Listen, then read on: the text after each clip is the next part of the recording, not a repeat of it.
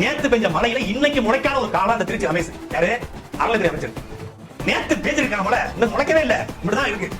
அவர் எதிர்ச்சி எங்களுக்கு மாண்பு கத்து கொடுக்க, நீங்க உங்க எதிர்கட்சி தலைவருக்கு மாண்பு கத்து கொடுக்க. அமைச்சர் ரமேஷ் அவர்கள் நேத்து பேஞ்ச மழையில இன்னைக்கு முளைக்காத காளானா அப்படின்னு இவர் சொல்றாரு. ஸ்ரீரங்கம் தொகுதியில 1 லட்சத்துக்கும் அதிகமான ஓட்டு வாங்கி கிட்டத்தட்ட 33,000 ஓட்டு வித்தியாசத்துல ஜெயிச்ச அவரு நேத்து பேஞ்ச மழையில இன்னைக்கு முளைக்காத காளான் அப்படின்னா, உங்க கட்சியோட தலைவர் திரு சீமான் அவர்கள் காரைக்குடி அவரோட சொந்த ஊர்ல மொத்தமாவே வெறும் 33,000 ஓட்டு மட்டும் வாங்கினா அவர் என்ன காளான்? முட்டை காளானா? அமைச்சர் ரமேஷ் அவர்களை எதுக்காக இவர் இவ்வளவு கோவமா பேசுறாருன்னா, அண்ணன் உதயநிதி ஸ்டாலின் சட்டமன்றத்துல முதல்வர் விஜய் வரப்ப எந்திரிக்க மாட்டாரு அப்படிங்கிறதுக்காக தான் அமைச்சர் ரமேஷ் அவர்கள் கேள்வி கேட்டாங்க.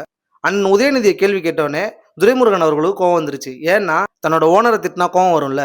நாம் தமிழர் தம்பிகளுக்கு ஒன்று சொல்லிக்கிறேன், இப்போ அமைச்சர் ரமேஷ் அவர்களை திட்டினோடனே எனக்கு கோவம் வந்துருச்சுன்னா நான் தாவேக்காரன். திரு உதயநிதி அவர்களை எதிர்த்து கேள்வி கேட்டோடனே உங்க கட்சி துரைமுருகனுக்கு எது கோவம் வருது? நல்லா யோசிச்சு பாருங்க, புரியும். நானும் நாம் தமிழர் கட்சிக்கு 2 முறை வாக்களிச்சிருக்கேன். அந்த கட்சியோட தலைமையில என்னென்ன நடக்குதுன்னு கொஞ்சம் யோசிச்சு பாருங்க, உங்களுக்கும் புரியும். அப்படி இல்லையா மக்கள் கிட்ட உங்க கட்சியை பத்தி என்ன நினைக்கிறாங்கன்னு கேட்டு தெரிஞ்சுக்கங்க.